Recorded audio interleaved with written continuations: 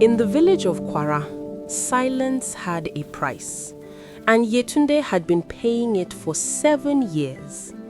You see, Yetunde's compound was the only one in the village where no child's laughter rang out in the mornings. The only courtyard where no small feet kicked up dust while chasing lizards. People whispered about her when she walked to the market. They said her womb was cursed. They said she must have offended the ancestors. But Yetunde, she just kept her head down and her mouth shut, because talking back to gossip is like trying to catch smoke with your bare hands. Her husband Tunde was a good man, patient like the earth itself. He would tell the nosy aunties, God's time is the best time.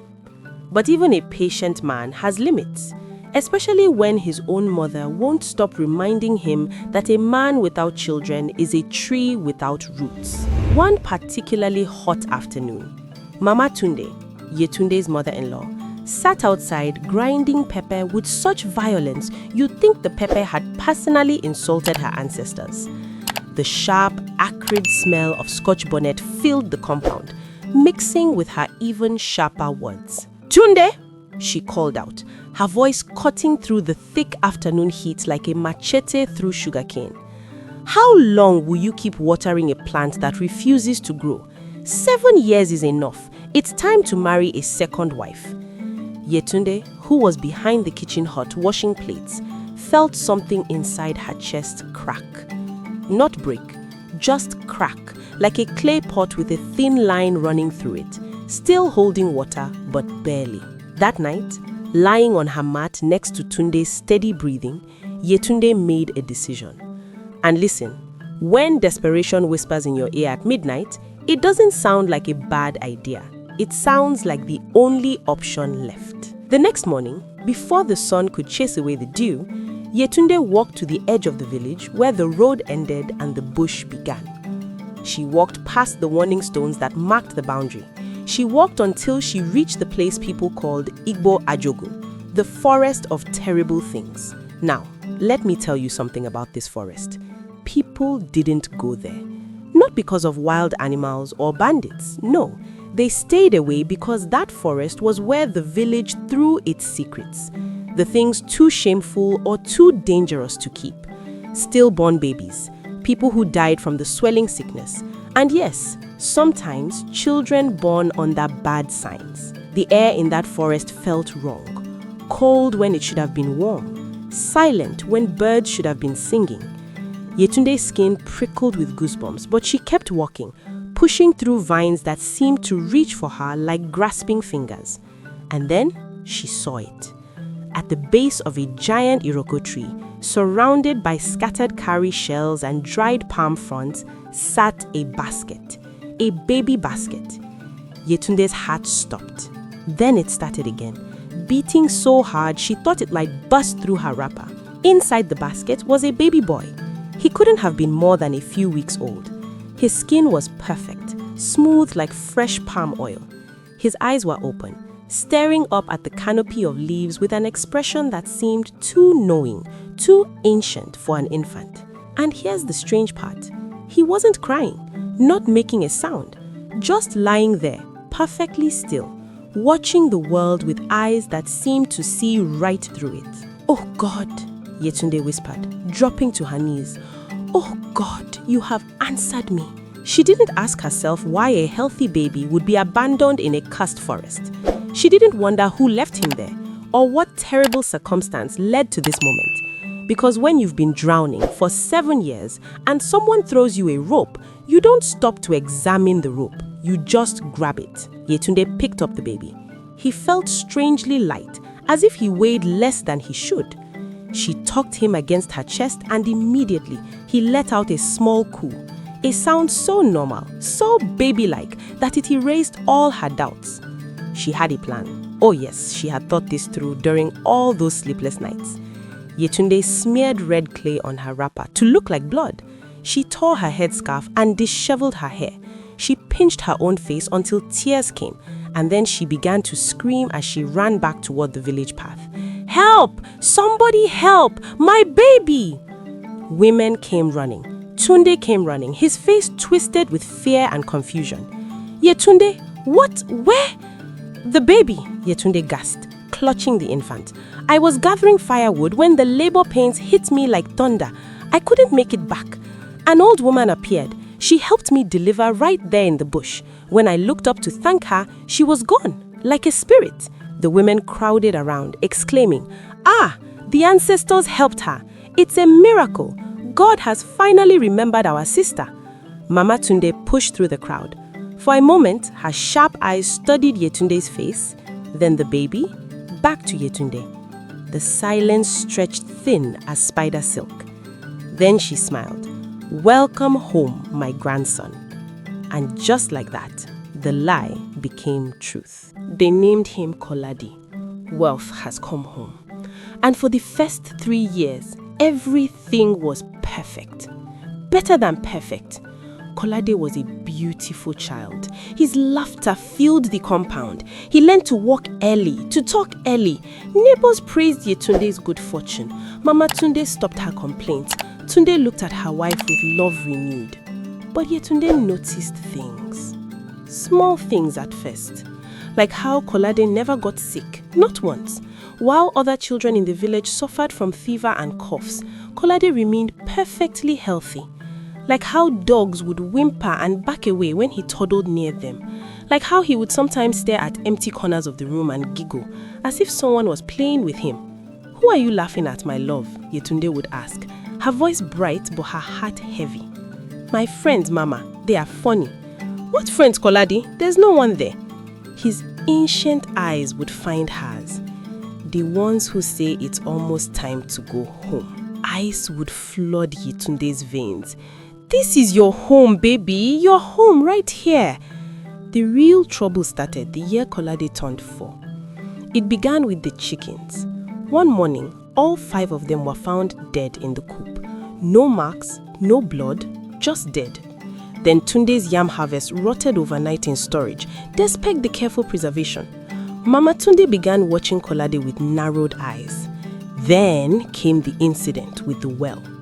Yetunde was cooking when she heard the screaming. She ran outside to find a crowd gathered around the compound well. And there, at the center of the chaos, stood Kolade, perfectly dry, perfectly calm. "He fell in," a neighbor shrieked. "We saw him fall into the well." "But the water," another stammered, pointing. Yetunde looked down into the well. The water level had dropped dramatically, as if something had drunk nearly all of it. But Kolade stood there without a single drop on his clothes. "I didn't fall, Mama," Kolade said simply. "I just wanted to see my friends at the bottom." That night, Mama Tunde cornered Yetunde in the kitchen. "That child is not natural." "He's just special," Yetunde said, but her hands shook. "Special?" Mama Tunde's laugh was sharp.